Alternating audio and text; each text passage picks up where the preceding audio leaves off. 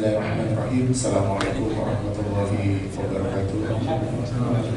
Alhamdulillah walladzi arsala rasulahu bil huda wa dinil haqq liyudhhirahu 'ala dini kulli wa kafaa bihi shahida. Asyhadu an la ilaha illallah wa asyhadu anna Muhammadan abduhu wa rasuluh.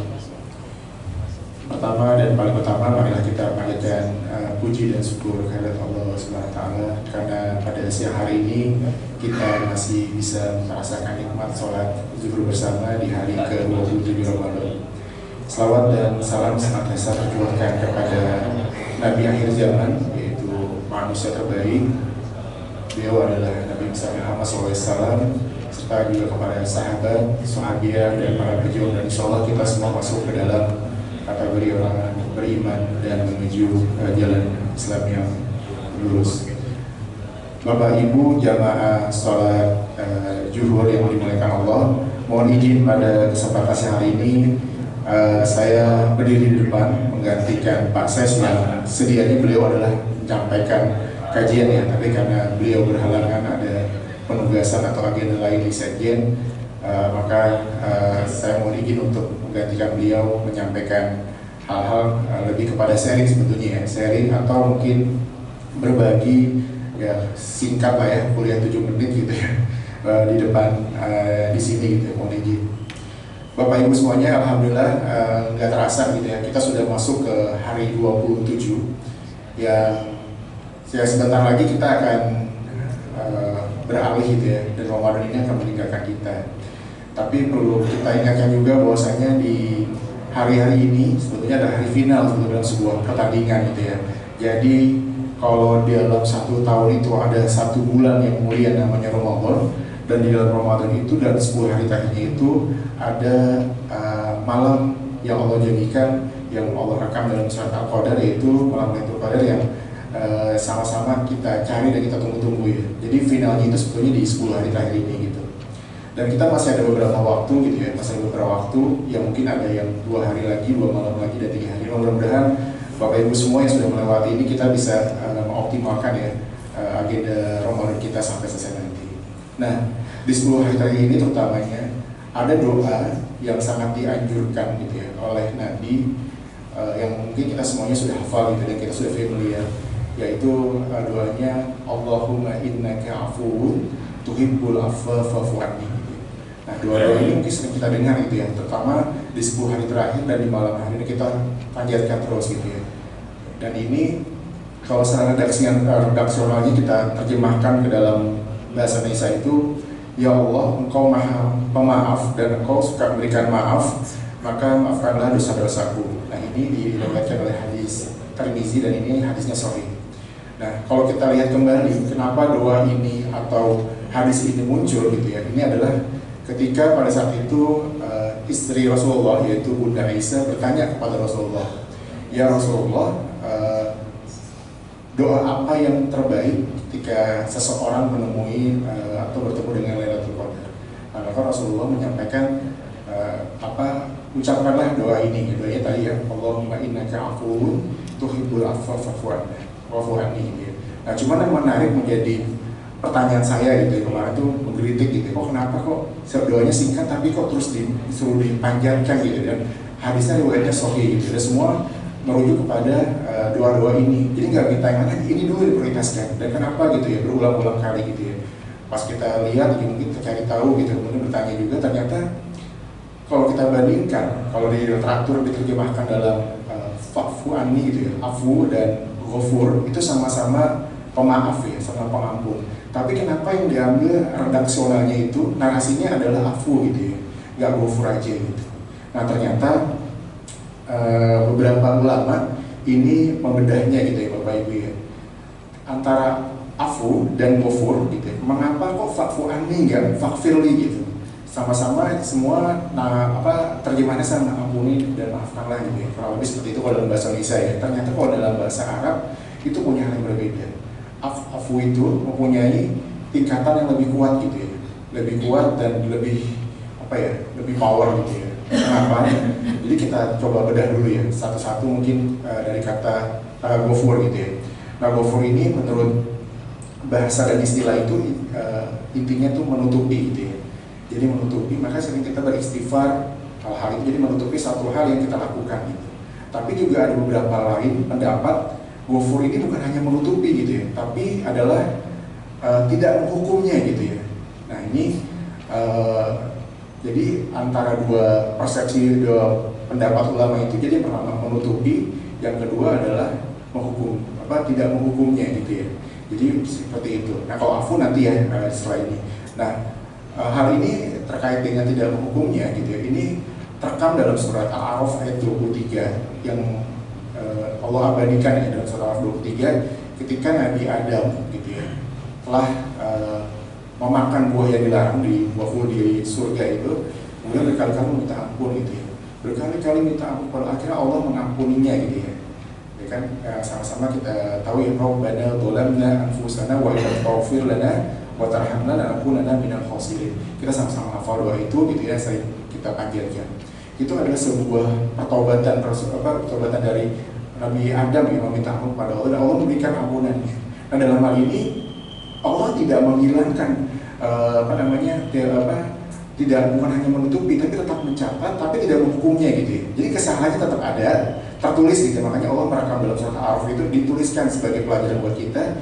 Allah menceritakan tentang tanda kutip kekeliruannya Nabi Adam gitu ya dalam surat Al-A'raf itu, tapi Allah tidak menghukumnya. Jadi Allah memberikan ampunan tapi tidak menghilangkan. Makanya tertera dalam Quran seperti itu. Nah bedanya kalau Al-Afu itu bukan mengampuni, bukan menutupi, tapi lebih dari itu gitu ya. Jadi adalah semacam meninggalkan atau menghilangkan. Jadi kayak diriset gitu ya Bapak Ibu ya. Jadi afu itu lebih kepada meriset. Contoh misalnya kalau kita punya afu itu, kita punya database dosa nih ya, database dosa gitu ya, yang banyak gitu ya. Dan Allah itu dengan kemurahan dan kasih sayangnya itu mendelete gitu ya. Masya Allah ya. Dengan kasih sayangnya Allah mendelete, jadi nggak tersisa lagi, jadi nggak terlihat tuh. Jadi kalau lihat historinya salah macam, Allah kasih semua diskon, hapus gitu. Jadi afu itu sampai seperti itu gitu. Tapi kalau Al-Ghafur, Allah masih mencatat gitu ya, mencatat kesalahan kita gitu ya. Tapi Allah tutupin gitu ya, atau Allah tidak hukum kita gitu ya. Nah makanya berkali-kali dalam istighfar itu kan kita astagfirullah, hanya Allah menutupi kita nih, menutupi dan tidak menghukum kita dari kesalahan yang kita lakukan, sehingga dari kita tidak terkena tanda kutip hukuman atau azab ya dari Allah di dunia maupun di akhirat. Nah jadi kalau kita bandingkan antara al-afu itu lebih kuat, kenapa lebih kuat? Walaupun doanya pendek dibanding ghafur seperti itu ya. Jadi mereset semua dosa yang kita ada gitu. Jadi dengan kapasitasnya Allah gitu ya, dengan kemurahannya Allah, dengan kasih Allah menghapuskan semua.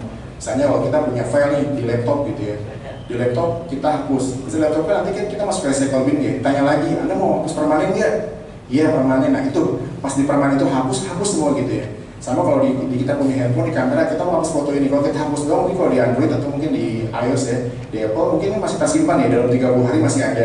Tapi kalau kita bilang hapus permanen, nah itu seperti itu gitu. Afu itu gambarnya udah hapus, jadi nggak ada tersisa catatan sedikit pun gitu, nggak ada bekas-bekasnya gitu. Nah sampai seperti itu. Kenapa kita diminta untuk senantiasa melantunkan doa ini, Allahumma innaka afuwun tuhibbul afwa fa'fu anni. Nah beda dengan manusia ya. Kalau manusia kan nih tempatnya salah dan dosa.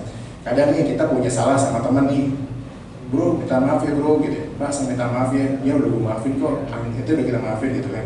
Terus kita lapor lagi gitu kan, Pak minta maaf tadi gak sengaja gitu gini. Atau ketiga kalinya gitu ya, nah orang yang kita minta maaf itu pasti kesel kan gitu ya. Anda udah saya maafin kok masih ngelakuin aja. Terus udah ngomong kayak gitu, terus masih diumbar lagi. Yang kemarin ABCD itu Anda ngelakuin lagi. Jadi kalau manusia itu sifatnya maafin tapi diumbar lagi salah yang kemarin gitu ya. Nah itu kalau manusia. Tapi kalau Allah benar-benar dengan narasi yang Rasulullah sampaikan itu, afu itu sampai mendelete semua gitu. Nah maka Bapak Ibu berkenaan dengan sisa Ramadan yang ada ini gitu ya, marilah kita melantunkan kembali ya, terus melantunkan gitu ya, dengan merasapi maknanya gitu ya. Yang kita minta adalah Allahumma innaka afuwun tuhibbul afwa fa'fu anni. Nah paling tidak ada 4 hikmah ya kenapa kita senantiasa menyampaikan doa ini gitu. Pertama, kita diminta untuk minta ampunan. Jadi yang diminta tuh yang pertama tuh ampunan dulu Bapak Ibu ya gitu. Jadi yang diminta tuh ampunan gitu. Dari sekian banyaknya episode perjalanan hidup kita gitu ya. Tadi di bulan, ada 12 bulan, kemudian satu Ramadan, di akhir kita cuma minta ampun sama Allah gitu, minta ampun aja gitu ya. Terus kenapa nggak minta yang lain gitu ya, minta yang lain itu belakangan gitu. Jadi kalau kita Allah sudah mengampunkan kita, berarti urusannya Allah sama kita selesai gitu ya. Nanti prerogatif Allah mau kasih kita apa ya segala macam. Jadi kita minta ampun dulu pada Allah. Itu yang pertama, kita sekarang minta ampunan. Terus yang kedua, kita harus bersikap bahwasanya kita tempatnya salah ya, kita manusia tempat yang salah. Setiap detik, setiap waktu kita memiliki hilaf gitu ya, dan saatnya kita merasa di hadapan Allah ya kita manusia yang penuh dosa, makanya kita senantiasa harus menyampaikan permohonan maaf, permohonan ampunan, sehingga kita tidak punya rasa apa ya, sombong gitu ya di hadapan manusia gitu ya, atau ya palingnya kita rendah hati lah gitu, nggak merasa lebih superior dari yang lainnya, kita hanya apalah gitu ya di hadapan Allah gitu ya. Yang ketiga, hikmahnya gitu yang kita ambil adalah bahwasanya kita butuh ampunan Allah, kita butuh Allah gitu. Jadi kita melakukan ibadah ini bukan karena menggugurkan gitu ya, menggugurkan kewajiban kita, tapi kita zakat, kita puasa, kita sholat, kan kita butuh Allah gitu ya. Dan kita butuh rahmatnya Allah, kita butuh kasih sayangnya Allah, dan butuh kebijakannya Allah gitu ya. Nah ini kita harapkan ke depan. Kalau kita butuh, beda sama orang nggak butuh ya. Kalau kita butuh kan biasanya kita lebih nungguin ya. Misalnya kita nih soal profesinya, kita butuh sama dosen lah gitu, mau revisi disertasi kita atau tesis kita gitu ya. Kalau kita butuh untuk merevisi atau buat perbaikan gitu ya, biasanya kita lebih cenderung proaktif kan. Pak, kapan kita bisa ketemu, terus ditungguin untuk merevisi disertasi atau tesisnya gitu ya. Kemudian kita minta maju, ketemu jam segini, kita udah lebih awal. Nah seperti itulah kalau kita butuh. Jadi kita memang mengutamakan atau memprioritaskan Allah gitu. Nah yang terakhir mungkin dengan hikmah yang keempat, dengan kita melantunkan doa-doa tersebut, ini adalah menjadi kita semakin lebih lebih matang dan lebih bisa menjaga suasana hati kita gitu ya. Artinya kita bisa lebih berlapang dada dari semua hal gitu ya. Kemudian juga lebih memaafkan jika memang kita pernah dizolimin gitu ya, atau juga kita punya hal yang berinteraksi kurang baik dengan kolega kita, rekan kerja kita, memang sebaiknya ya kita memaafkan gitu ya. Jangan sampai mendendam gitu ya. Ya masa Allah aja mau memberikan maafnya gitu ya, masa kita sampai dendam sehingga kita membuat hal-hal yang menjadi kurang sehat gitu ya, nggak baik buat kita dan buat saudara kita yang terutama yang seiman. Nah mungkin itu Bapak Ibu yang dapat saya sampaikan kurang lebih singkat gitu ya. Mudah-mudahan ini memberikan manfaat terutama untuk saya pribadi, dan mohon maaf jika ada yang kurang berkenan. Mohon maaf. Sekian dari saya. Wassalamualaikum warahmatullahi wabarakatuh.